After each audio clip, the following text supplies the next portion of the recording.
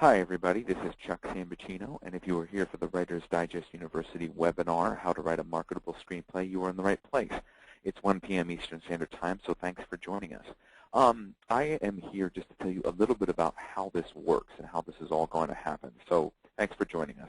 Okay, some things you need to know. First of all, if you look on the right on that kind of panel on the right, there's a box that says questions. So you see that box that says questions. That's where you're going to put in your questions for the instructor. So you want to submit them anytime during the presentation. What's going to happen is the webinar is going to happen, and there'll be explanation and things will be going on, and then at some point the instructor will stop whenever they like, and they will take questions. So you can submit your questions whenever you want. Also, if you're having any audio or technical problems, you can also talk to us through the questions box. So that's the way to submit questions about your screenplays and formatting questions, craft, things like that, the business, anything you want. The second thing to explain is you were all promised a critique as part of signing up for the webinar today, and that is, that is a nice addition to this. So the thing is you want to just basically submit those ASAP. You should have gotten instructions when you signed up on how to submit, and what happens is, what you need to know about this is this whole recording is archived. So if you do not want to take notes while we do this live, you do not have to, because as of next Wednesday, 6 days from now, on Wednesday, you will get an email explaining where the presentation is archived and how you can access it for up to 1 year. So that's the good news. If someone talks too fast or does something too quickly, you don't have to worry about taking any notes whatsoever. And you can wait till you see the archived version to turn in your critique. You want to turn it in ASAP. You can turn it in today, tomorrow, 3 days from now, a few days after you see the archive thing. And then from within 30 days of when you turn it in, it will be sent back to you with the critique. So that's the thing. And I'll repeat this stuff at the end. But basically, without further ado, let's get to our instructor. Jean Villette-Bowerman is a screenwriter. She has adapted the Pulitzer Prize-winning book Slavery by Another Name into a script. She co-wrote it with its author, a man who works for the Wall Street Journal. His name is Douglas Blackman. She is the co-founder and moderator of the Twitter screenwriter chat, Script Chat, which is actually quite a big social networking group on Twitter, and it's even received recognition from great places such as Script Magazine. So Jean will be talking to you today about how to write a marketable screenplay. Like I said, you can submit questions at any time. I would encourage you to submit them as she instructs, so that when she breaks in 30 minutes or so, she'll be ready to answer your questions. Jean, are you on the line? Yes, I am, Chuck. All right. If you're ready, you just speak loudly and take it away. Excellent. I am definitely ready. Thank you, everybody, for joining us today. I'm really excited to share all the things that I have learned on this journey of screenwriting. Chuck already did a great job of introducing me and letting it, oops, I went too fast, sorry, about my qualifications and what I've done. And I started off at Cornell University Hotel School. Went there because that's what my brother thought I should do. And then I owned a motel and restaurant for 15 years because that's what my parents thought I should do. And then when I got to my 40s, I finally started writing because that's what I wanted to do. And I've written several screenplays and pitched to some of the top production companies in Hollywood. And as Chuck has said, hunted down the author of Slavery by Another Name and pretty much stalked him until he allowed me to write the script with him. Script Chat is something it is really exciting. We're getting a lot of exposure, and it's a great way to meet other screenwriters and to get that support that we all need as writers. Chuck already explained how this whole thing works. I'm going to discuss my process of writing from concept to completion and all the things I've learned along the way to help myself write marketable scripts and to get my work read and to get people requesting my work, which is what we all want. I've got a lot of information to cover, so I'm probably going to take the bulk of the questions at the end so I can get through everything. But don't worry, as the time progresses, every question will get answered, either today or you'll get an email with all my answers on it. So you'll get everything, all your questions answered. What is Hollywood buying? This is the million-dollar question we all want to know. And it's important to remember that while this is an art. While writing is an art and film is an art, this really is a business first and foremost. And when I'm assuming that we have a lot of novelists and new screenwriters in the mix here. So when you write and submit a novel, it doesn't cost nearly as much to get a novel published as it does to get a script produced. So you're talking millions of dollars they're going to spend on your idea. So it's important that they feel really confident and they love it and they believe that they can make that money back and get those people sitting in the seats of the theater. So this really is a business and certainly not something you need to take personally when rejection happens, because it happens a lot in this industry, much more so in the novel world. They also like material from proven writers. So when you're pitching someone, if you have a published novel, if you're published in article writing, anything that proves that you can write well and have been recognized for that is always a good thing to include in your pitch, whether you've written a screenplay or not prior to this. They also are looking for low-budget film ideas for obvious reasons. This economy has stalled the market greatly. There are many, many, many fabulous spec scripts floating around out there that have not found homes because there isn't a lot of money right now. So it behooves you even more to write a script that you think is going to be low budget. The target market typically is 18 to 25-year-old males. I hear all the women groaning, myself included. But there's a reason for that, and it's because the 18 to 25-year-old is going to go to the theater more than once, and he's going to buy the DVD, and he's going to buy the video game version of the movie as well. So it is a very big market for them, and it's the market where they make the most money. So if you can write a script for that market, you're already a step ahead of the game. But I don't limit myself to that market, but it's definitely something to keep in mind when you're coming up with your concept. They also want a great hook, something that's original, something that is done before but done in a different way, that appeals to a wide audience, and that has a high concept. And when I say 4 quadrants, I mean it's a 4 quadrant is one of those slang terms you'll hear in the industry, meaning the young woman, the young male, the older woman, the older male. That it will target all of those audiences. Like Little Miss Sunshine had different generations in it. It had a wide audience appeal. Things like that. And the more people they can get sitting in the seats, the better.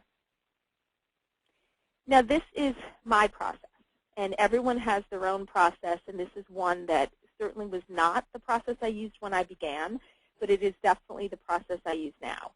I come up, and this is just a bullet list, and then I'll go through all of these in detail. I come up with my concept, and then I think about, what's the theme of this? What is the message I'm trying to say? And then I create a log line, which is a one-line sentence that sort of gives you a chance to visualize the whole film in one line. And then I come up with my characters, which for me is my favorite part. I like, I think I'm a closet therapist or something. I like finding those flaws and the wounds of the characters, doing backstories. A whole bunch of stuff that never makes it on the page, but things that just help me understand my characters and all the possibilities that I can create for them. And then I create an outline, which is also called a treatment. And after I do a very detailed outline, I do a one-page synopsis. Then my first draft, while the first draft simmers, I do a one-sheet, and then I rewrite, I get feedback, I rewrite again, and then I pitch. So let me take you through all that one by one. The concept is, like I've explained, something unique, that has, just something different, a wide appeal. That hero has to be interesting because you need to maintain that world and that compelling world and that hero for 2 hours.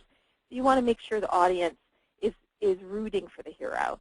And make sure that whatever your concept is in the world that you've created, that there's also a lot of built-in opportunity for conflict in it. If there's no conflict, the story is going to fall flat. And your job is to evoke emotion and to take that viewer on an emotional journey. So you want to make sure, conflict is one of the best ways to do that. And is this believable? Now, you could argue that Star Wars wasn't really believable, or Avatar wasn't very believable, but the way it was conceptualized and executed, it was a believable world, and you just want to make sure that that's the case. And then the most important thing about your concept is to test it. When you think you've come up with a detailed enough concept that has enough of these built-in opportunities, test it on a few people. When you're standing in the supermarket line, when you're test on some of your family members. If you happen to have that 18 to 25-year-old male you can test it on, that's always a good thing. I have 2 teenagers I test my ideas on. They let me know right away if they think it would flop or not. So that's always a way to let you know if it's worth your time, 6 months, a year of your time working on this concept. Now, theme is extremely important and something that I didn't value in the beginning when I started writing. It really sets a script apart from other spec scripts if your theme is strong. So ask yourself, what is the message that you want the audience to get? What do you want them to walk away with? And some things that's important to ask is also what appeals to you personally about it, because then that lets you know, like, why is this so important to me that I want to spend all this time writing it? And when you get in touch with that part, that what it is that speaks to you, it helps you know that, well, that's what then I want to make sure I emphasize and make sure comes across, like that thing that really matters to me, because that's hopefully going to matter to other people and get them in those seats. And don't just play the theme out with your main character. You also have to play it out with the supporting cast as well. There's a lot of opportunity in some subplots, and the supporting cast to also mirror the theme. And sometimes it's that the protagonist is making one choice and the antagonist is making a completely different choice. And there's just lots of different ways to show that. The other important thing about being clear on your theme is that often when you are pitching, a producer is going to ask you, well, what's the theme of your story? Because they want to know for their production company if that's a message they want to send, number one. And they also are testing you to make sure you know your story really well. There's a great book called Inside Story by Dara Marks, and you can find that at thewriterstore.com. It's a really wonderful book. She talks not only about theme, but also about turning points of the story. Really well done, and she gives, I think, 3 different case studies of different films throughout the book. So after I get my theme, I work on the log line, which is just that one sentence that visualizes the entire film. And in the log line, you can touch apart how, if you can get all of these components in, that would be great. If you get as many as you can, the hero's wound, his flaw, the life-changing event that is what forces him to face his flaw to move towards his goal, the opponent, the ally, and the battle. And here's an example using the film Rocky. A down-and-out boxer, club fighter, gets a chance at the championship. You immediately know that he's, this down-and-out boxer. You immediately can visualize him as a scrappy club fighter, and he's going to get his big break. So, it lets you visualize what the film is going to be. Now, this is possibly one of my favorite finds in the last couple of years, is the diagnostic log line. It's a tool that I use. I came across this at a Creative Screenwriting Expo a few years ago, and it's just sort of like it's a tool that helps you build that foundation of your story, to sort of test it, to see if there's enough potential in this concept that will make it work as a story. And you kind of just fill in the blanks with your own, your own ideas. A hero with a flaw, living in enabling circumstances, experiences a life-changing event instigated by his opponent that forces him to choose between his flaw and the opportunity. Then, with the help of a qualified ally, he overcomes his flaw in time to confront the opponent in the third act. And if you're one of those people who doesn't like outlining, this is like a little mini outline of the bullet points of what you've got to hit. So there's value in that as well.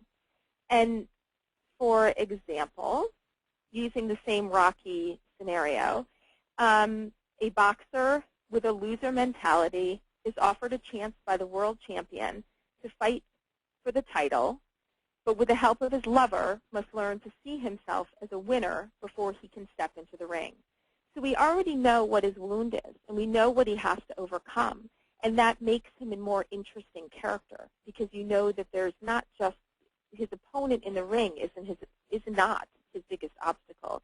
He himself is his biggest obstacle. So you're already pulled into the hero. So you know now when you look at that diagnostic log line that you absolutely have enough to tell a story. Now you get to write the characters and create them. And your goal as a screenwriter is to attract A-list actors. Because not only you're going to need actors to play these roles, you want the production company looking at your script to say, wow, I can get some great talent to play this. And it's not just the star of the film that you want great talent for. You want all of the actors to be as rich as possible. Even those little small parts, try to put golden nuggets into them that make an actor want to play them. Because even those small roles can still win them awards and get them recognition. Your protagonist should be sympathetic. And when I say that, I don't mean that they should be this, perfect person or a little wounded bird or something, but just, make them rich enough and layered enough that they're interesting, and give them flaws, make them complex.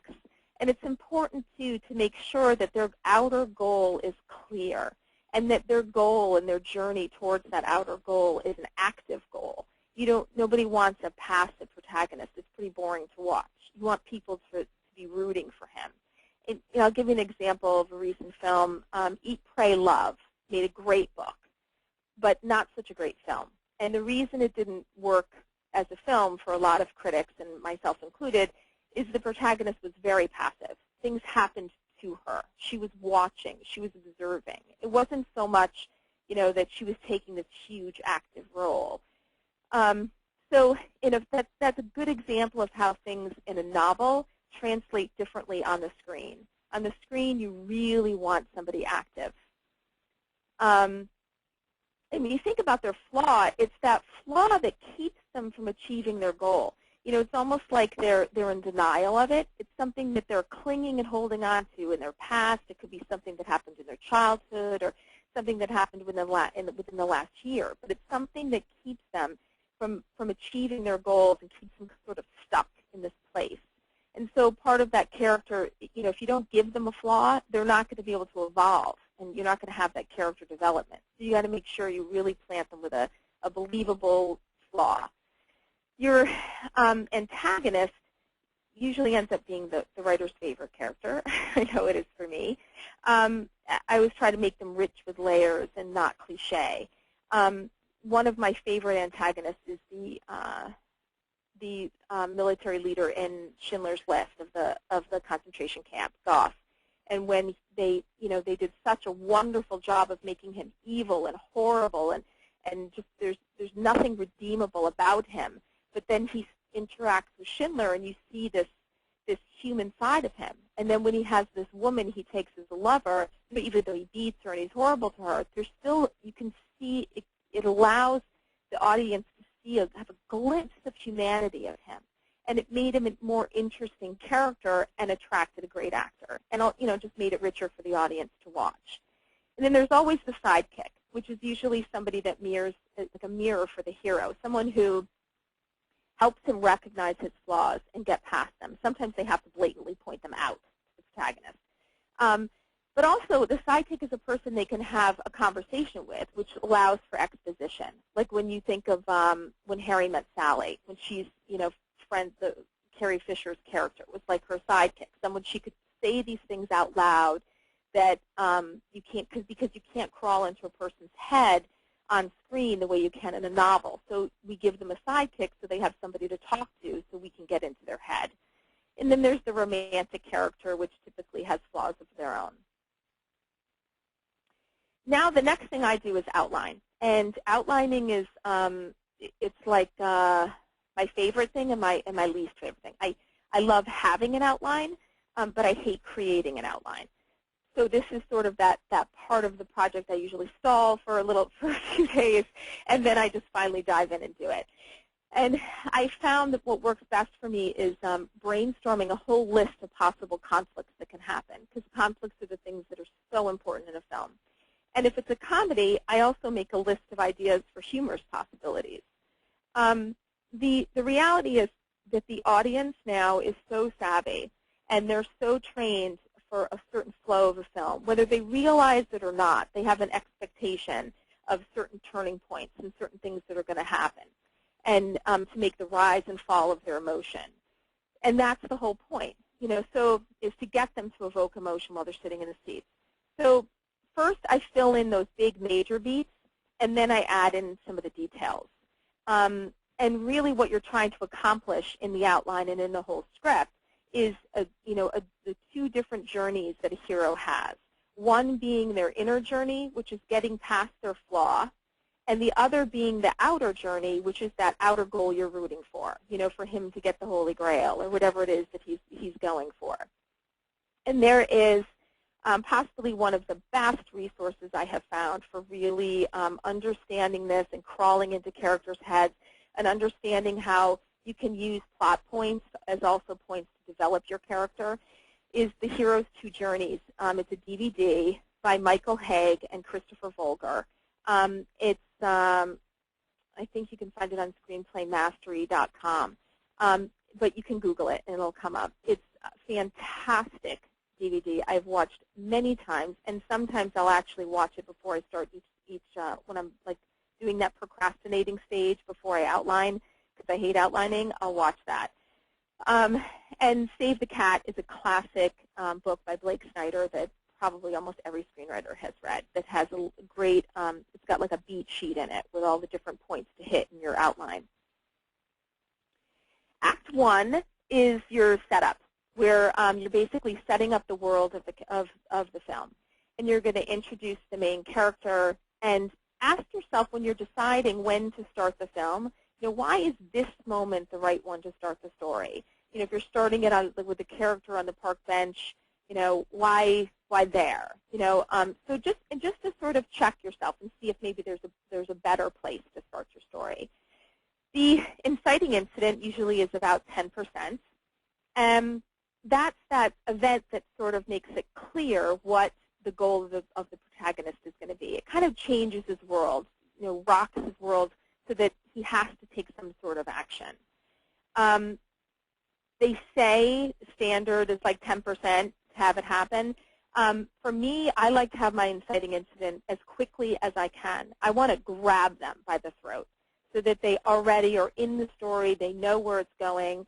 I cannot stand it when I'm sitting in a film and it's 15 minutes in and I'm sitting there asking myself, what am I rooting for? That it distracts me. It pulls me out of the film. And when I'm reading scripts, it pulls me out of the script too. If I'm 15 pages in and I have no idea where the story is going, it makes me want to put it down. And you don't ever want to make a producer want to put your script down. By the end of Act 1 is when the hero is now, stepping up into this new adventure, whether it's voluntary or whether he's propelled into it. And if you think of a regular script, a standard script as being 120 pages, you're now 30 pages in by the end of Act 1.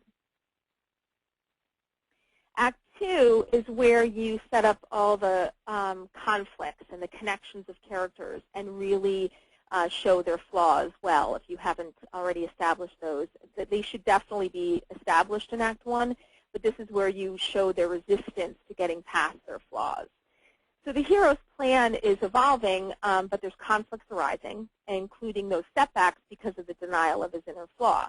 Because if he knew that he had this inner flaw and he was willing to let go of it, there would be no conflict. So you've got to show resistance to him letting go of that. So this is that stage where there's one step forward and two steps back. And I always try to ask myself, what is the worst thing that can happen to my hero? And because the rule is that a character is defined by the choices he makes under pressure. So if you put him in a pressure situation, how he behaves is going to say a lot about who he is. And especially how he behaves before he's addressed his flaw is going to say a lot about the choices he makes after he's addressed his flaw. So you really have to, you can use those torturous moments to really drive home the kind of person he is. Which brings you to the midpoint of the film where the plan typically fails and the path has to take a new direction. And for your hero, there's really no turning back anymore because he can no longer go back to the life he was living when the film started. Enough has happened so that it's just not possible. He's at that point of no return. And remember, as the hero actively revamps his plan, the antagonist is also evolving a plan, and the jeopardy is being increased for your hero as well. And those are all little things you weave in and out of this, but just make sure you're establishing that in Act 2 as well. And now we're still in Act 2, and the hero, this is those huge moments where your character development happens, and the hero is forced to choose between continuing with a life, life with his fatal flaw, or choosing to evolve and pursue the goal. And it's almost this moment, this action, this thing that happens in your script is almost always going to be instigated by the opponent, and it's essential for your character development. Because in life, if something's not broken, we're not going to fix it. We're going to keep acting the same way we've been acting over and over and over and over and over again. And just like in life, people need failures to force them to evolve. It's like that, those moments when you're on the bathroom floor, I call them, where everything has gone wrong, and you realize if I don't change, my life is going to keep going like this, and I cannot live like this any longer. And so it forces you to change. And so use that, create those moments for your character. So by the end of Act 2 is that long, daunting 60 pages. So there's a lot of conflict you've got to come up with, during that time. So that that brainstorming list that you created in the beginning, use a lot of those points filling in Act 2. And it has to end with some sort of a major setback that pushes the hero to finally face his fears and put it all on the line to move forward. Your audience really has to believe that he is putting it all out there by the time he's entering Act 3, so that they're really rooting for him. And this is where you can breathe a sigh of relief, because it's the end of the hero's inner journey. He has evolved. So now you don't have to worry about that anymore. In Act 3, you're going to focus on the battle and the resolution. This is about, did he achieve his goal? Is he going to make it or not? So your hero is pushing forward with this determination to succeed and putting everything on the line. And the climax can happen typically anywhere between 90 and 98% through. I just put 95 up there because why not? And the climax has to be a standoff between your protagonist and your antagonist. And the hero has to be active in it. And if there's a way you can get your theme tied into the climax, even better. It's pretty much critical to do that. And then when you have your resolution, it's that happy ending, sad ending, whatever it is that you want. But that it has to leave the audience satisfied. And in a lot of foreign films, you'll see a lot of not happy endings, or things aren't really wrapped up in a bow. And that's all things that you should still consider those kinds of endings, because a lot of what they're trying to sell now in the market share, international sales, is huge now. And it is definitely something that producers think about when they think about, if I buy this film, will it sell internationally? It is a very big question they now ask in terms of marketability of a script. It's not just the U.S. audience they're looking to please. Now, I've done with my outline, and now I write a synopsis. And even though you're all muted, I can hear you groaning, because we all hate to write synopsis. But I discovered this trick when I was applying to Sundance Screenwriters Lab, because I was required to submit a synopsis along with the first 5 pages of the script. And so, I did it, and it's a 1-page description of your story, and single-spaced. And when I did this, after I wrote the outline and before I finished the first draft, I immediately saw the holes in my story. Immediately. I was shocked. I was totally shocked by it, but it was such a great revelation. And the other thing about the synopsis is a lot of times when you're pitching, a producer is going to ask you for one. So if you have this rough synopsis now, you can then tweak it later, because the reality is, an outline is not something you're going to stick to. You're going to veer off of the outline. Just like when you build a house, you have a blueprint for the house, but then you might decide when you're actually building it, you're going to move the wall over here, or you're going to open this room up. You make changes while you're building. It's the same thing with a script. The outline is just a guidepost. So you'll have to tweak this synopsis later, but just by having something on the page, when you're so tired, when you're all done writing the script, but you're so excited at the same time because you want to pitch it, then you already have a synopsis to start working off of, and then just tweak it to fit how the script really did turn out. Now you get to actually write a screenplay now. All of that stuff that I've just described is probably, for you novelists who are listening, are probably things that you're all familiar with, things you do when you write your novels. And now is where you switch it. Now is where things become different. The style of writing and everything becomes different now when you get into the format and actually writing the first draft. Every screenwriter I know has a screenwriting software. They either use Movie Magic Screenwriter or Final Draft. It doesn't matter which one you use, because when you submit to production companies, you always submit on a PDF. If you are new to this and you aren't sure if this is something you really want to invest any money in, Celtics is a free download. You just Google it, you can find it, download it, a couple clicks, and it formats in the proper format for screenwriting. There's two books I always have within arm's reach when I write. One is, they're both by David Trottier, and one is The Screenwriter's Bible, and the other is Dr. Format Answers Your Questions.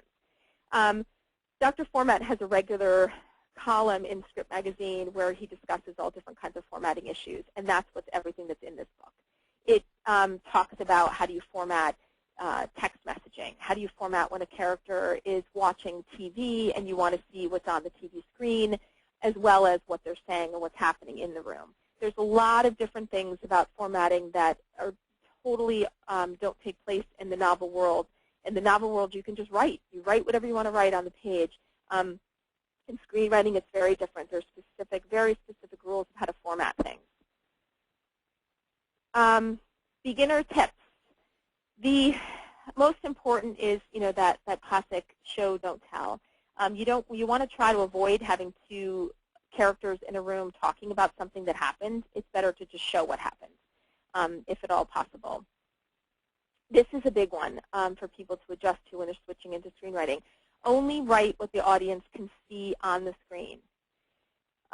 This isn't a novel, so you can't write about what a character is thinking. You can't write, this flowery description of something. You just have to write what they see on the screen. You want to keep the reader engaged while they're reading, and so just keep it short. You want a lot of white space on the page. Too much black space just weighs the page down and makes the read slower. These people have stacks of scripts they have to read every single week. And it takes a couple hours to read each script. They open yours, and they see that it's really long, and they see there's a lot of black on the page. Your script is going to the bottom of the pile, and they're going to pick one that's going to read faster. So try to keep a lot of white space on the page. Keep the tense active and present. You're describing what you're seeing right now on the screen. So, instead of saying, like, David is walking, David walks, or David struts, or, things like that. The dialogue, avoid on-the-nose dialogue, meaning, things that are just too overly explained or too obvious. Try to keep it natural. And listen, the most important thing is listen. Listen to the way people talk. And especially in the film world, they're very unforgiving of dialogue that's just too much. Keep it quick, keep it natural. I always read my scripts out loud. And remember, when you're writing, you're not the director. So don't do close-up on this and all that kind of stuff. Don't give camera angles or camera directions, point of views. Just write the story. The director wants to do his job, and he wants you to do your job. And you don't want them to feel that you're trying to manipulate how they're interpreting your story. The standard rule is 90 to 120 pages. 90 being like if you're writing a romantic comedy, you should try to keep it at 90 pages. That's the preferred page count. Every page to them represents money. It's 1 minute of airtime per 1 page of script, and every minute of airtime is money. So the tighter you can keep your script, the better. They'll also, when they read the script, the first thing they do is go to the back page and look and see how many pages it is. If it's over 120, it's a red flag to them that you don't know what you're doing. Now you get to write the first draft. When I do my outlining, I get so detailed in my outlining that I literally have slug lines and then a paragraph description of the purpose of each scene. So when the first thing I do is import all of that into my software, and the beautiful part about that is I'm never looking at a blank page. And the whole point of the first draft is really just to vomit it out. Just get everything on page. So don't worry about all the stuff that I just told you to worry about, the dialogue, the flowery prose, or the page count. That you'll address in the rewrites. Just get the whole story out, the purpose of the story, every scene out, so you know which of these scenes works, which doesn't, which you can get rid of, and whatnot.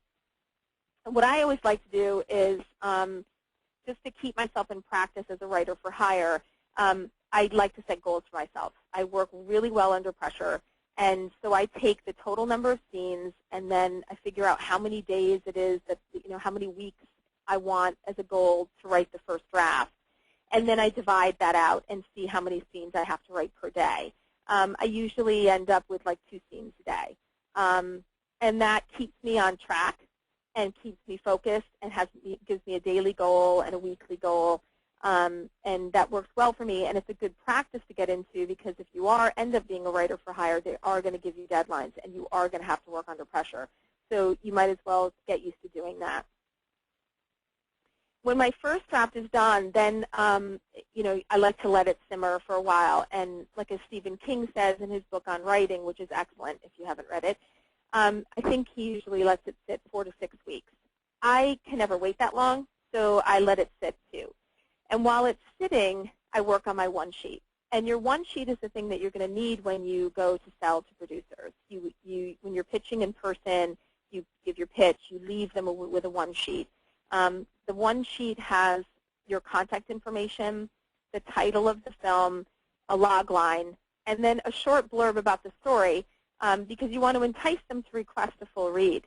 And what I usually do is, depending on what the genre is, I'll go to a video store, I'll look at the blurbs on the back of DVDs for that genre, get a feel for what it is that would make me want to rent this DVD. And then that's what I craft.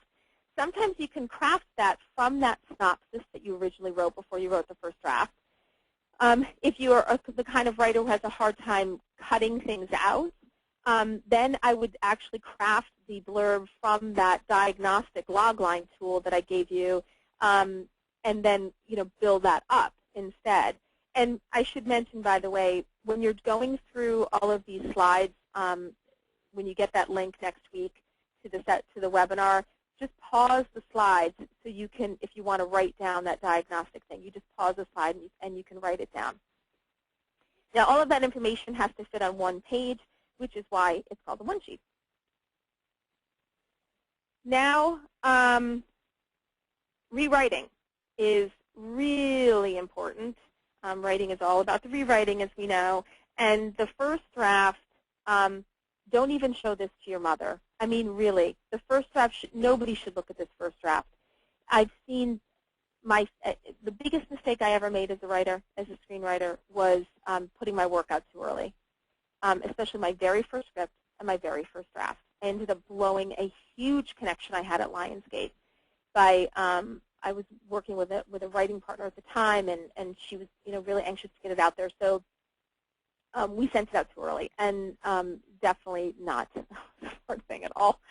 But live and learn. So now I've learned, and I'm trying to help you with that. But so what you want to do with the first draft is, now that you've got your one sheet done, you're ready to look at it again, and you've got some fresh eyes. So you're going to ask yourself some questions when you're reading it yourself. And that is, is your hero in an interesting world? his goals, clear? And have you tortured him enough? Is he active enough? People have a tendency to protect their hero on the first draft and to really keep him safe in this little, cushion. Rip that cushion right off and start torturing him, because I can almost always, the first draft problem is that the hero is too protected. I know it's true with me and with a lot of my friends. They really protect the hero in draft one. And make sure the hero's wounds are defined and that the theme is clear and your supporting cast and the villains are also fascinating. But ask yourself those questions as you're reading through. Rewrite tricks. There's a lot of different ways you can go about rewriting. It can be very daunting and very scary, but just pick everything apart one thing at a time, and it becomes less overwhelming. I typically take each character and just look at that one character at a time, making sure that I've evolved them, that they're interesting enough, that I've pushed them far enough. Main characters and supporting characters. I look at everybody. And then I look at the plots, the plot A and the subplots, and I just sort of evaluate them and pull them apart and make sure they each make sense standing on their own. And then I get down to, every step I try to get a little nittier and nittier, and I get down to the individual scenes, asking, does it advance the story? Does it add exposition? Does it create a new conflict? Does it leave you hanging? Needing to know more. You want to make sure they want to keep turning that page. And every character, there's like does the right character lead the scene? Meaning every character, there's a sort of hierarchy, a natural hierarchy in your characters. If you've got your protagonist in the room with his sidekick, it's the protagonist scene. If you've got a scene where it's the sidekick and the florist, it's the sidekick scene. So you want to make sure the right character is leading each scene. The other thing you need to do is, make sure you start the scenes late and leave early. Try to avoid having those scenes where the characters walk in the door together, and they enter the room. You should already be in the room. You'd be surprised how much, if you ask yourself in each scene, how late can I start this? You'd be surprised how much you can get rid of. And the other thing to do, like in these, if you've got too many, and the answer to these questions is no to too many of them, then think about combining the scenes together. You'd be surprised if you've got, that there's ways to combine certain things and to accomplish. You always want to try to accomplish more than one thing in each scene. So see what scenes that you can combine together. This one is a trick I really like. If there's a section that reads slowly, with the thing that I've learned to do is to take that section, when writing slavery, we had the trial, and I felt like the trial was just too slow. So I took all the scenes that had to do with the trial, and I put them on yellow cards, yellow index cards with the scene heading and the purpose of the scene, and then all the scenes that had to do with plot A, plot B, and on blue cards, and plot C on green cards. And so then I laid them all on the table in the order of which they were. And just at quick glance, being on different colors, I could see where the main line was and where the subplots were, and if there was enough weaving, or if I was spending too big of a chunk of time on one thing and too big of a chunk of time on another without breaking it up. And then I was able to pull some of those conflict scenes from the subplots, bring them into the main plot, and put, up the ante and move it faster, move the pace faster. And the other thing that happens when you do that is some of the scenes just fall away. You don't even need them anymore.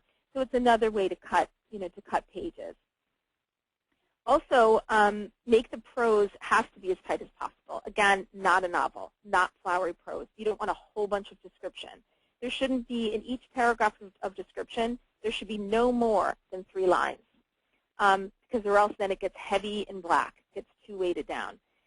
There's a book called Rewrite by Paul Chitlick that's great, and the rewriting, editing, and feedback, there's a URL there that brings you to my blog where I have 3 articles that I've written on rewriting, editing, and feedback that takes these tips that I just talked about into greater detail, so you can really cut some pages. Like I had to cut 25 pages of the slavery script. The agent gave me a week to do it. So, I did it.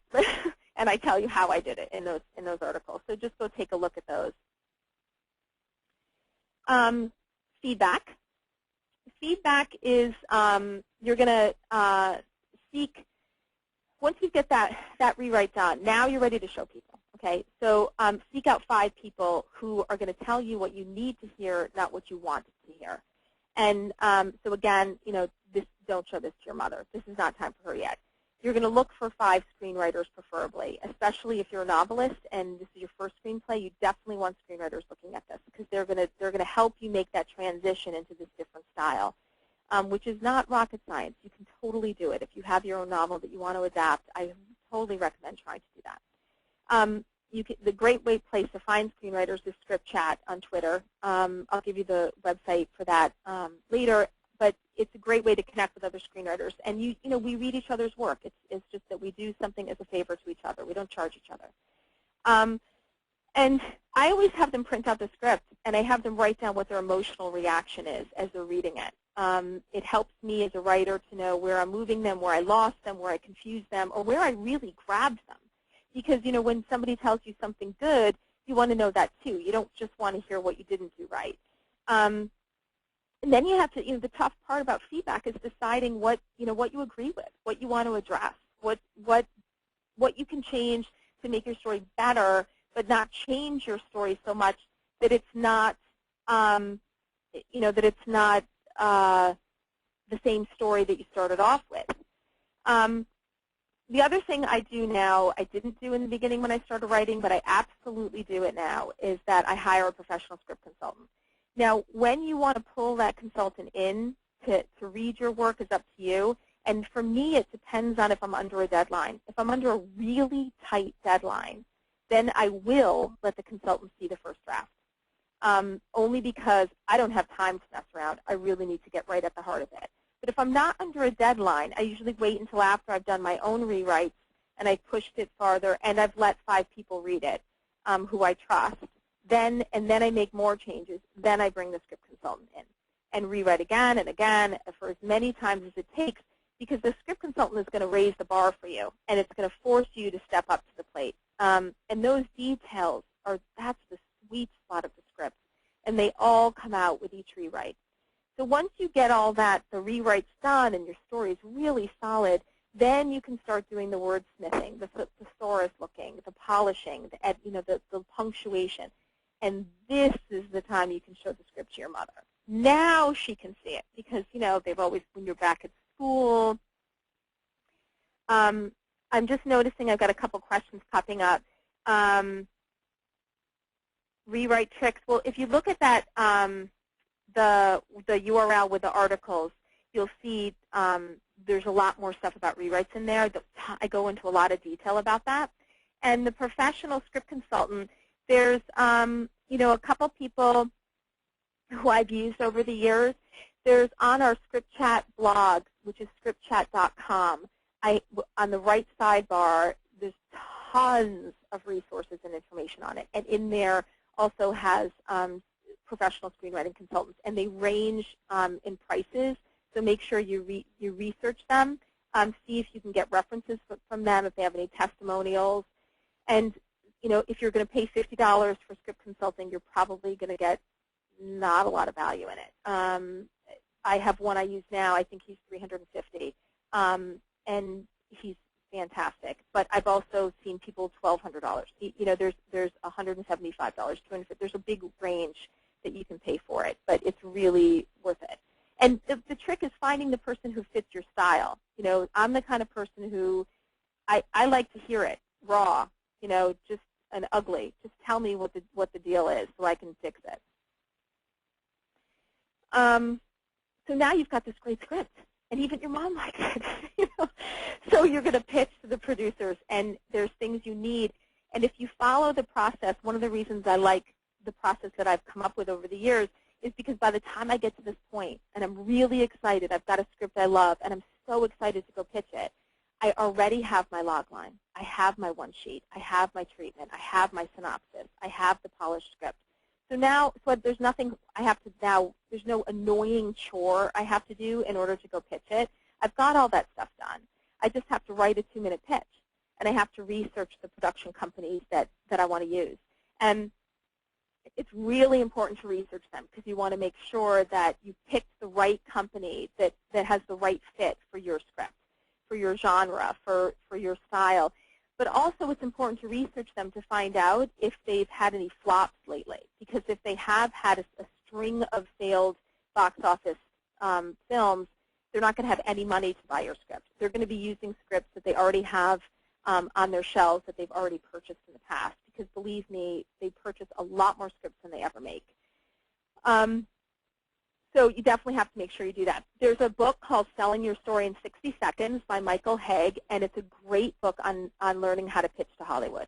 And you really want to have a pitch that's you know, between 60 seconds and 2 minutes. The Hollywood Creative Directory is a book, and they also have an online version, and I would recommend the online version because it's more up to date. And it's got tons of production companies, managers, and agents in there, contact information, everything you need to know about those companies to know if they're a good fit for you. Great American Pitch Fest and Creative Screenwriting Expo are 2 live events. There are more than just those 2. Faden has one. Inktip now has Inktip Summit where you can go live. Again, on the Script Chat blog, I have a whole list of resources on pitching. And the Great American Pitch Fest is my favorite because you pay one flat price and you get to pitch as many production companies as you can in the 7 hours that they're open. They've got 100 production companies, managers, and agents sitting in a ballroom on tables marked 1 to 100. And you're outside of the ballroom in a line and for the right production company because you've researched it, and a cowbell rings. And you run to the table, you sit down, you shake their hand, you give your 2-minute pitch, and then you have a total of 5 minutes with them. So you want to have a short pitch so that you have time to have a discussion with them about your script. They can ask you questions, and also so they can get a feel for you, because you're somebody they might want to work with. I like Great American Pitch Fest because it's a one flat fee. Creative Screenwriting Expo makes you pay per pitch, so that's not as appealing to me. But this Creative Screenwriting Expo has a ton of fantastic classes to go to, which Great American Pitch Fest does too. The day before the event, they have all these free classes. It's a really good bang. Great American Pitch Fest is a very good bang for your buck, and you get great access. And no, I don't get any kickbacks from them. I just happen to really like them. Inktip and Virtual Pitch Fest are ways that you can pitch online. And you pay per pitch, I believe. Inktip, I think you pay for 6 months to be listed, and Virtual Pitch Fest, you pay per pitch. But in Virtual Pitch Fest, once you pitch a company, they are required to respond to you within 5 days of whether they want full submission or not, which is fantastic because you don't have to do all that follow-up with them. They have to respond. Always protect your work before you pitch it and submit it to anybody. Writers Guild of America is the typical way for screenwriters to protect their work. You can also copyright it, but Writers Guild is more commonplace for a screenwriter to do. Sometimes they'll ask for your WGA registration number. Do not put it on the cover, on the title page of your script. It looks unprofessional to do that. If they want the number, they will ask for the number. Sometimes it's standard for them to have you sign a release form before they'll read your work. And typically on the release form, there is a line for your WGA number. Very easy to do online. Again, the link to do that is on the Script Chat blog, scriptchat.com. Career advice. Hard to boil that down to one PowerPoint slide. But, test your ideas for your script before you write it. You don't want to waste a whole bunch of time on a script that just isn't marketable enough. There wouldn't be enough interest in it. Read a lot and write a lot. Cannot emphasize this enough. Read a lot of scripts before you write your first script. You'll get a feel for the style. You'll get a feel for that white page look that I'm talking about. Get in the habit of thinking right now that your script is not your baby. This is really important because you sort of have to ask yourself, what is your goal in screenwriting? I mean, are you looking to just adapt the novel that you've written? Are you looking to really forge this industry and be a professional screenwriter long-term?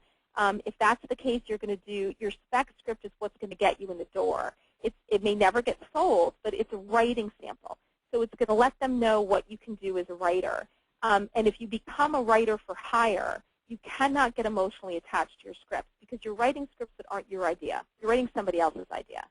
And you know, sometimes your baby is, as much as it is your baby, sometimes your baby is ugly. And when somebody tells you that, if you're thinking of it as your baby, you're going to get wounded, and it's going to hurt your feelings. And you really need to have a thick veneer in this industry. There is a lot of rejection.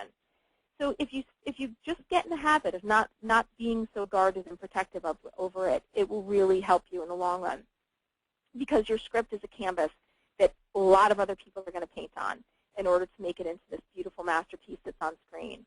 You're going to have a director painting on it, the producers painting on it, the actors painting on it, literally the set crew, you know, and the photographer, the casting director, the costumers, everyone, and the editor. I mean, everybody wants to have their own little mark on your territory. So again, if you're not thinking of it as your baby, you're more open to that collaborative process. If you are a control freak, this is an industry that is going to kill you. It'll be so hard for you to survive in this. If you really want that kind of control, write a novel. It's not going to happen in this industry. Everybody has an opinion, and everyone's going to want to leave their mark on your script. Perseverance and patience is incredibly important. Cannot stress that enough. I mean, you'll be pushed and pushed and pushed to write by such and such a deadline, and then they'll sit on your script for 3 months. You know, so you've got to just learn patience, and that this is a business, and these people are in it to make money. They're not in it to make art. A lot of, you know, they want to think that they are, but they really aren't. They're in it to make money. Do not pitch your first script at all until you've written 3. And I say that for multiple reasons. One is that your first script probably isn't going to be good and probably should just sit in a drawer and never see the light of day. And that's okay. You know, it's all part of the learning process. I have a script that I won't even read again because I'm confident it's terrible. And you know, everybody has that script, but it's all part of the process. You learn something from it, and you know when to say when on a script, and when to just push it to the side and say this isn't going anywhere. I need to write something else. And there's no failure in that. But if you have more than one script, when you're sitting with a producer and he says, well, what else have you got? If you say nothing, he's going to immediately think this is their first and only script, and this isn't going to be good, so I'm not going to request it. And he's just going to shake your hand and send you on your way. Also, if you have other scripts, it lets them know that this isn't just a hobby, that you're serious about this. This is something you want as a profession. So I try to recommend to people that they don't pitch without 3 scripts. If you're really dying to, 2, but really got to have at least 2. Because this is all about building relationships, so you really have to leave your ego behind. And I'll give you an example. I met a producer 3 years ago at the expo, and he passed on the script, read it, didn't like it, but you know, we had such an amicable relationship, and you know, I was very gracious about his passing, and he was gracious about passing it. And we ended up developing a social network relationship, and he's one of the people who founded Script Chat with me. I see another question, and it's not, do you juggle building? I can't really see the whole question, and I'm not sure how to open that up. I've got it. Oh, here it goes. Okay, sorry. Forgive me on this. Do you juggle building, writing more than one script at a time? Is this advisable? I do. I try to have one, because I hate outlining, I try to have at least one that I've started outlining so that I don't have to have that daunting, I have to start outlining the script when I'm done with this other one. It is always good to have more than one thing that you're writing at a time. Okay, and online education and resources, there, Writer's Digest did not give me a kickback for putting them first. I put them first because I have been taking these webinars on your side for years. It's you know, while a lot of their information at Writer's Digest is geared towards novelists and nonfiction writers, there's so much information that applies to any craft of storytelling and writing the synopsis and all of that, all great stuff. They have really great resources. Screenwriting U, I'm actually taking the Pro Series with them right now. It's a 6-month intense screenwriting class. They get a great ranking from Script Magazine. I think they're ranked as the #1 online screenwriting school. The Story Department is another one. They also have great, Story Department has great articles. UCLA, you can take classes online. ScriptChat.com is the Twitter Script Chat blog that I run. That I have tons of resources on there. I run it with 4 other people, and we're always updating it and trying to get the best information. We have transcripts of all of the chats that are on there. We have produced screenwriters coming to our chats, industry professionals. Pilar Alessandra is going to be guesting, I think, in January. She's a big story consultant. The 2 magazines that most screenwriters get are Script Magazine and Creative Screenwriting Magazine. Variety is also a trade magazine that you can get online that a lot of people subscribe to. I don't subscribe to it because it's expensive, but it doesn't mean I won't at some point. When I get to a different point, maybe I want to do that. But IMDb Pro is something I do subscribe to. You can get IMDb for free, just imdb.com, but there's a pro version of it that you pay, and I can't remember what it is. I want to say $79 a year or something. But you can get access to the budgets of films, the contact information for stars, for production companies, for managers, names of people, how much the film cost and how much it brought in the box office. So it's a really good way of letting you know if a company might be in financial trouble or you don't want to pitch to them. So that, to me, is of value. There's so many. The reality is there's so many things for screenwriters that just take your money, that just gouge you of money, and in my opinion, take advantage of the new screenwriter. So that was one of the reasons we wanted to do Script Chat, because it's free, and it's just about writers supporting writers, and we're all in this boat together. I'm going to come back to this Stay in Touch screen because I know we're running short on time, but I want to quickly show you a couple of the things that people sent me, and just so I can give you a demonstration of that, the white on the page that I'm talking about. I'm going to pull those up. Let me start with this one, because this is more of a formatting thing that I wanted to show you. The what's in black is oh, good. We still have time. Okay, sorry. What's in black is the word submitted, and then if you see this, this is there's like 1, 2, 3, 4, 5, 6, 6.5 lines, and really I broke it up into 2, and when you get this and you're reading it, you can pause it, and then you can read it more thoroughly and see what I'm saying. Where when you first introduce a character, and in this case his name is Nathan, if you look at the red underneath it, that's my typing. Nathan's, the character's name should be capitalized, and then you always want to put like an age next to it. It's a style thing. I use parentheticals to do the age. And the only reason on here why I kept in, typically you don't necessarily want to write in what a character is wearing, because like you would in a novel, because it's just not necessary, unless what they're wearing is fundamental to the story. And in this case it is. These people just got married. They're literally just coming from their wedding. So it is important that what they're wearing is listed, and so, which she did. And so I kept that in there. And there's just too much, the way it's written now, there's just too much prose, and it needs to be tightened. And that's the sort of thing you'll see as you look down, where I just take things out, because it's not necessary. You only want to write what you can see on the screen. And like this one paragraph, if you look under Nathan's second, if you look right here under Nathan's second dialogue, it says, Grace is still laughing. Grace laughs. I mean, that's all you need to do. It's not this beautiful prose that you can get in novel writing. And then I just wanted to show you this, because there's a scene, it's a rape scene, and she's going back and forth between the rape and the husband who is in the kitchen, not unaware that the rape is happening. So there's a cut to, cut to, cut to. Cut to is more of an old-fashioned thing that used to be done, and it's also not the way you should format it. So I wanted to just show you, and I understand the goal was to just to keep the pace going and to not drag it down with slug lines. So I understood what she was trying to achieve, but really how you would format that is what's here in the red, like as a series of shots.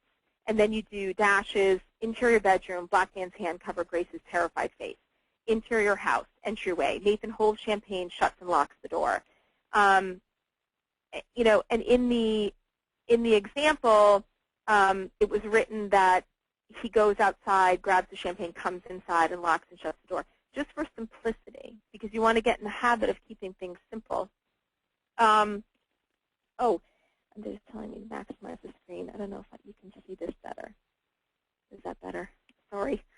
And then it helps you just keep things as simple as possible, and also, you know, saves the budget. If you can keep him from having to show him outside the front door and inside the front door, if you could just keep him inside the front door with a bottle of champagne, we saw him put the bottle of champagne down already. So our mind already knows that he must have gone out there to get it. He's got it in his hand. So it saves money to just, you know, for them to make it. You always have to be thinking about that. I don't think about the money aspect when I'm writing the first draft. I think about it when I'm doing the final polishes. Like I had a scene where the character was being dunked underwater, his head, and I changed it because any water scene is expensive. They have to dry the whole character off, the actor off. If they have to do a retake, they have to dry the surfaces of everything off. It's very expensive to do water scenes. So like when I did the rewrite, I took that out. Let's see, let me show you another example. And again, let me make this bigger. This is, I just wanted to show you this. The basic things, oh, it's still delayed. Okay, hold on. And basically, you know, again, just trying to show what what it looks like with a heavy black on the page. And here, the red is my writing, and the black is the writing that was on there. So when just scrolling down, you know, you see this, like here, you see a lot of black that really weighs the page down. So you want to break those up so each paragraph is no more than like 3 sentences.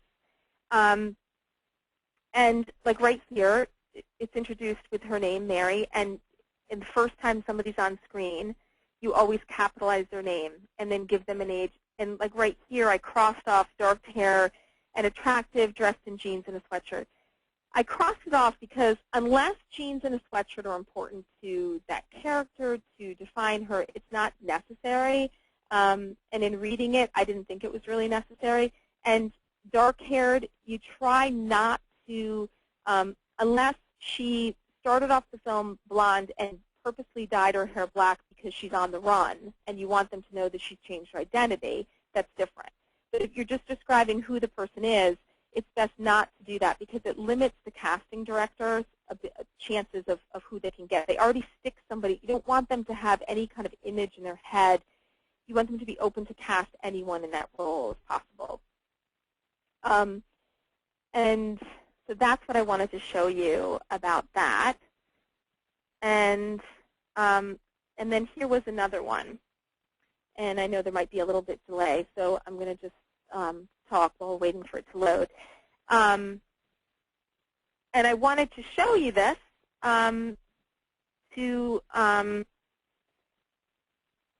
just want to see if this is, I can't necessarily, can't see what you guys are seeing, so I'm not sure if this is up or not. But I wanted to show you this because this one, now the red, again, the red and the red is my writing. So I'll scroll down a little bit so you can see, you know, this one has the paragraph separated out just shorter sentences. So you can already feel how much lighter it is.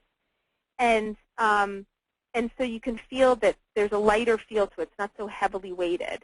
So now I'm going to go back and just show you what I'm talking about up here.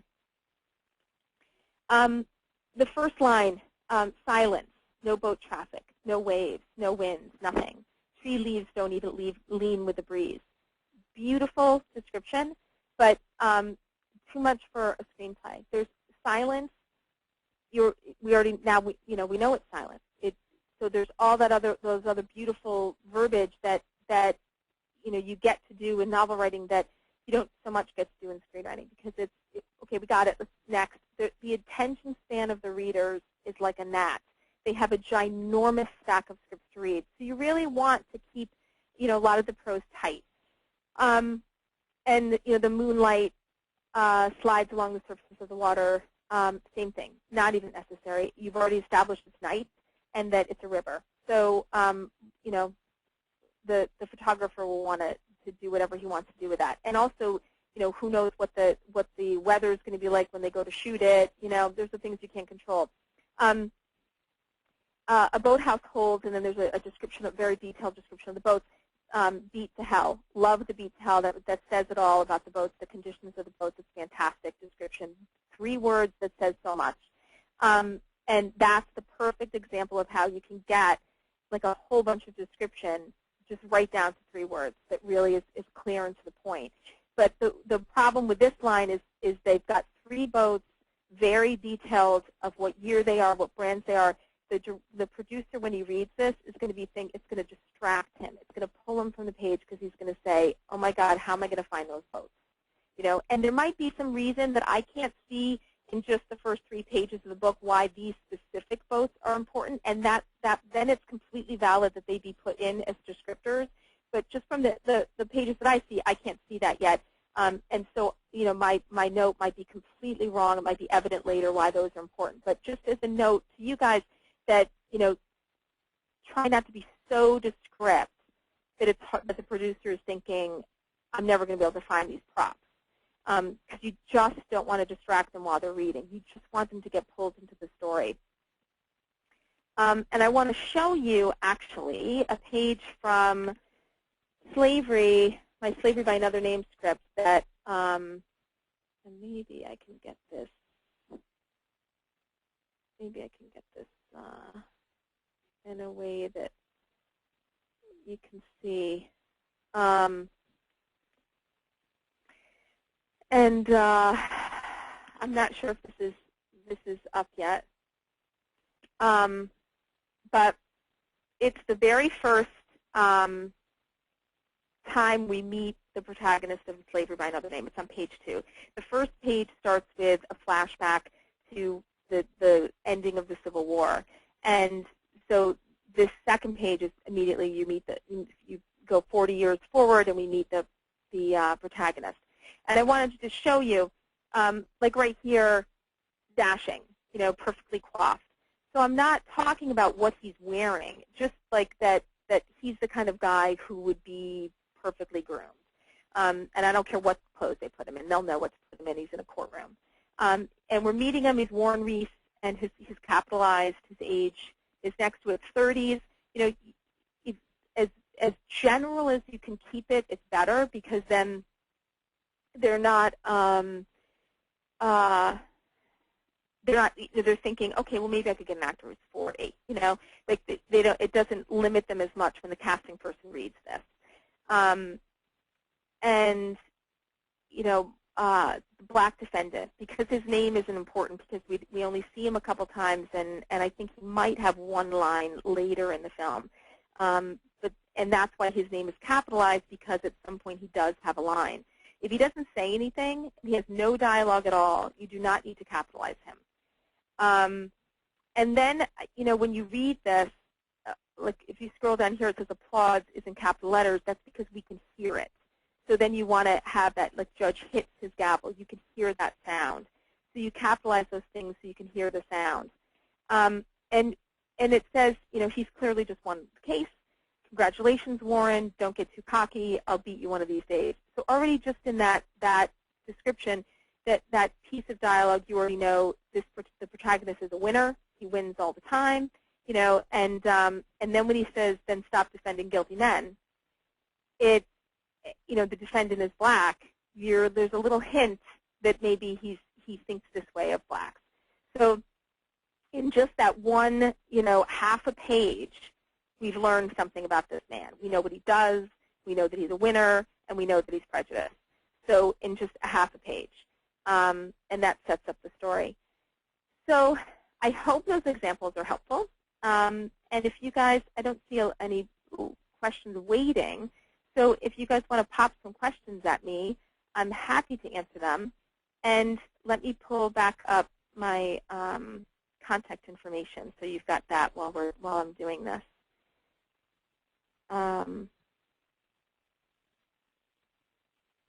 Okay. I sometimes find that characters are fighting me through scenes in Act 2, and it's hard to write them. Do you advise to battle through until you finish the first draft, then look at the characters later, or should it be addressed quickly?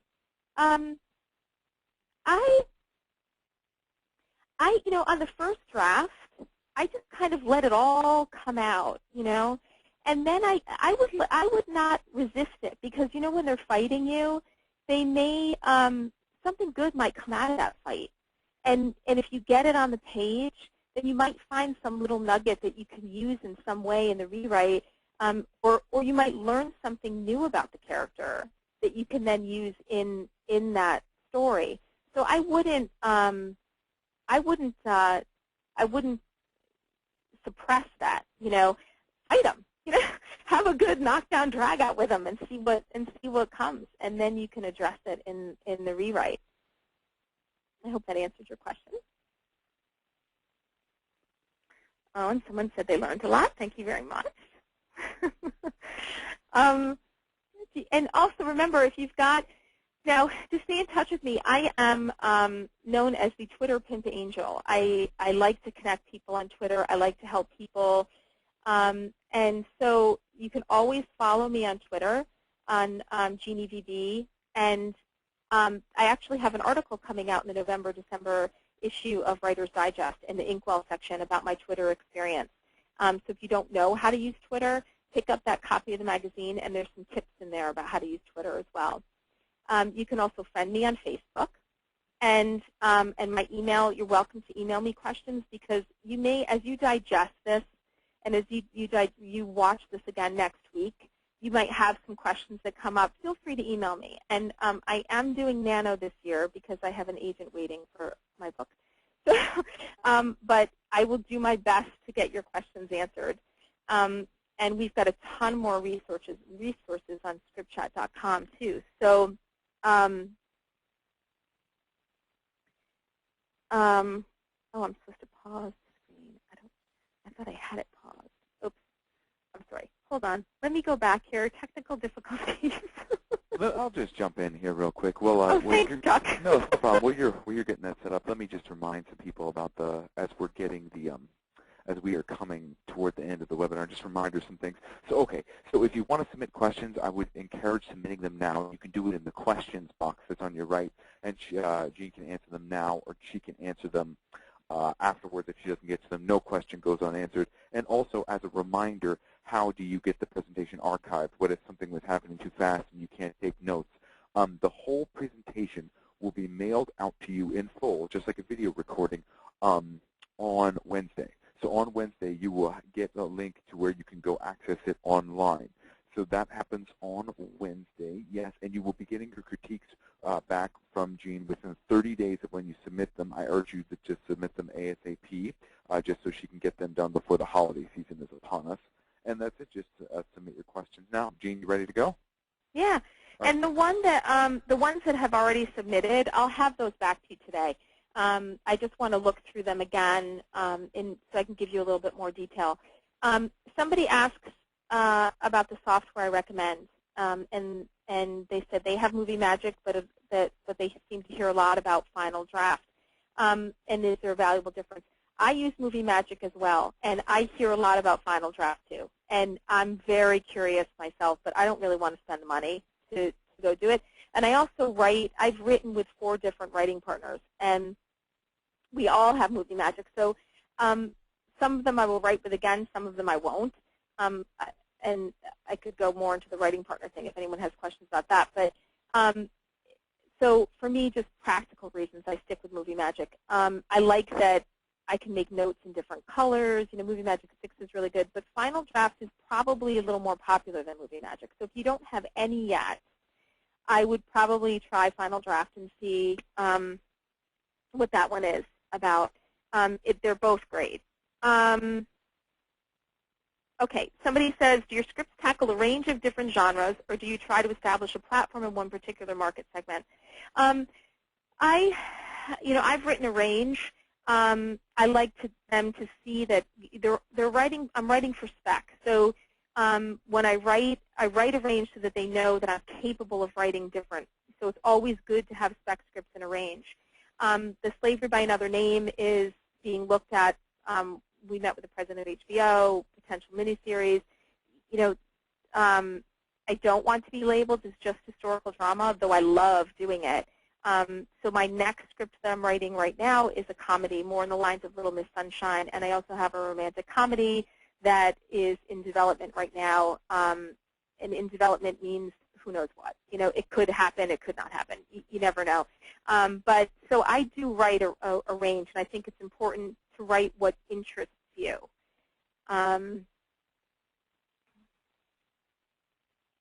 What movies do you recommend for viewing to really get a sense of the hero's journey? Gladiator is a great one. Rocky. I know it's an old one, but you can really get that, him getting into that ring was about him not being a nobody anymore. And that was what his journey was. That is a really great one to look at. I wish I had had time to do a script, like analysis of a script for you guys, but there wasn't enough time to really dig into that. Has anyone ever had, that you're aware of, their first script produced? I know that Diablo Cody with Juno, that was her first script, but I think her circumstance was very unique because Jason Reitman found her via her blog and online interaction. And so he was very much, she started writing that after he said to her, you need to write a script. And so he was involved in that. And not to take away at all from her writing. She's got a great ear for dialogue, really unique stuff. But that is an example of some, it can happen if it's the right script at the right time. I didn't get my first script produced. It was terrible. It's the one sitting in the drawer that I won't even let my mother see. Are there any other questions? Hold on. How is it working with a partner? Is it different balancing act every time? It depends on the partner. I had one partner that I wrote 2 scripts with. That's the one where the romantic comedy is in development. We were very new. We started in the journey together, so we made a lot of mistakes because neither one of us knew what we were doing. It's always better to write with somebody who has a little experience, but also isn't going to be big in the ego because they have more experience than you. So that's also, you've got to really make sure it's somebody who's a partner. I partnered with a lobbyist in Washington, and we never made a word on the page because all he wanted to talk about was how we were going to market the script, and he didn't want to do the work of writing it. My partnership with Doug Blackman, the writer of Slavery by Another Name, was beautiful. A lot of people recommend not writing with an author. I had a great experience writing with the author because he just sat back and let me interpret his work and gave me so much freedom. He wasn't married to his words. He was totally willing to change things in the adaptation. And we found a style that worked for us. What worked for us was my coming up with a bunch of ideas, running them by him. We both did the outline together, and then I wrote the first draft, and then we both came in and edited it together. And that worked really well for us. And right now I'm writing with my teenage daughter, and I'll let you know how that works. I'm setting myself up for trouble on that one. Are there ever heroes without a flaw? What about Indiana Jones or Ellen Ripley from Alien or James Bond? Does an action hero need a flaw? James Bond, they did give him a flaw when they did that prequel. I don't know if you guys saw that. I'm one of those people who doesn't have a great memory for films. I remember whether I liked something or I didn't like it. Indiana Jones, I'd have to go back and watch that to see what his flaw is. But the great films, you're not going to really find. And in action films, there tend to be a little bit less of a flaw in an action film. It's not as, character development isn't as important as action in an action film. So usually things like that, you don't see a really strong flaw. So it's there is a difference in action. So if character development is not your thing, if you're not really that good at character development and don't like it, then an action or a thriller is the perfect thing to write. Give that a shot. But if you can do an action and give some character development in it, that's going to make it richer and set it apart a little bit. So that's something else to think about. Do production companies seem to respond better to dual writers than solo writers? The advantage to having written with somebody is that it shows them that you know how to collaborate. And this is very much a collaborative medium. So if you already come to the table as a writing partnership, they know that you understand what a give and take is and what compromise is, and that you know how to compromise without feeling compromised. And there's an art to that, and it's not easy. I'm craving, I will admit, craving writing alone, because I just want to see what it's like, and which is part of why I'm writing the novel, because it's I think it'll be just fun to see what that's like. You may have mentioned this already, but where can we go to source scripts to compare it to the movie? I loved Ben Affleck's New Me, Our Town, great character development, resources to find these types of Hollywood scripts. If you go to mypdfscripts.com, again, the scriptchat.com website, I have tons of resources on there, and they're all separated off. I mean, everything from craft to downloading scripts off the internet that are for free. And we also, on ScriptChat, if you guys are on Twitter, please friend me and please start doing ScriptChat, because on the first Sunday of every month, we analyze a script. We read a script, usually a draft version of a script, and then ask people if they have time also to watch the film, because you'll see the difference between draft to screen, and it's a great learning experience. So the one that comes right off the top of my head is mypdfscripts.com, where you can just search and find a whole bunch of scripts on there. Is it okay for the protagonist to have more than one goal, or is that confusing? I have a story with an exterior goal, a romance goal, a friendship goal, and a sort of philosophical goal. Can there be too much conflict? I think it depends on how you execute it. It's hard to answer that question without reading the script to tell you whether it's confusing. But I would go ahead and work with those conflicts and work with those different goals, and then make that one of the questions that you ask your readers. Were you confused at all by any of this? Did it seem too much? And if it is too much, pull one of those goals out and save it for another story, or maybe you could give one of those goals to a different character, instead of all giving them to that one character. That might help. But that's definitely an ask the reader question. And maybe when you're writing, I don't know how far you are in writing it, but if you aren't, that far along in writing it, maybe, just kind of maybe that will kind of flush itself out when you outline it. I was wondering how you keep up your passion for writing. What drives you each project? Thank you so much. This is awesome. Thank you very much. Awesome to be here. For me, it's sort of I don't know what else I would do if I didn't write. It's just there are definitely some projects. Here's the thing about keeping up your passion for writing. If you are in a writing partnership and you're writing a project that was your writing partner's idea and your writing partner's passion, then it's very easy to get burnt out with a project and not to have the passion to push through it and not to care when it comes to the rewrite stage. That's probably one of the big drawbacks of a writing partner. Usually one of you will feel more passionately about the project than the other. And that happened to me, and it was exhausting towards the end, and I didn't really care if I ever saw the script again. And not that there was anything wrong with it, it just wasn't my passion, that I was interested in. And so for me, when I did Slavery, that was a real passion project for me, and clearly a passion project for the author, too. It took him 7 years to write the book. So that drove me through unbelievable. I mean, I absolutely got my black belt in screenwriting, writing that script. It was the most intense experience I've ever had. But it now, I just won't write something unless I'm passionate about it. So if you have a script that you started and you kind of lose your passion, it's okay to put it aside. There's some scripts that just, it's just not their time. And even if you are passionate about it, you finish it, it's great, and you've been pushing it and pushing it and pitching it for years along with your other work. Keep writing other things. Never stop. Never stop to say, okay, I've got to sell this script before I can start the next one. Just please don't do that. Just keep writing and stockpile a whole bunch of spec scripts, because there might be one you don't sell for 10 years. But you'll come up because the timing wasn't right, and then all of a sudden the timing will be right.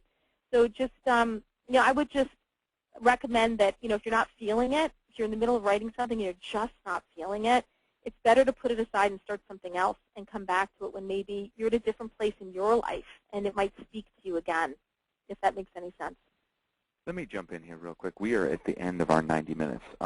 So let me cut you off, Gina. Is there anything else you want to add real quick here at the end? No, just feel free to talk to me and stay in touch, and I look forward to seeing you guys on Script Chat. Yeah, so basically, Jean, like she said, she'll get back to you with your critiques and everything.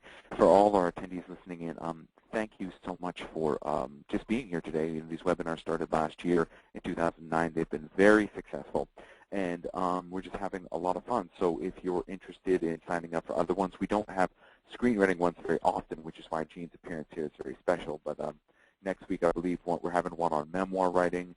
And the following week, we're having one on legal issues and life rights and things like that.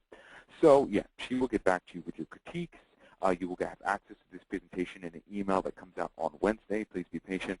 And I'm certain you'll see Jean on Twitter and on Script Chat, and she can get around to, answering any lingering questions that you think of later. Excellent. Thank you, everybody, so much for coming. It was such a delight. Yes, thank you, everybody. That's it. Thank you. We'll be in touch. Thanks. Bye.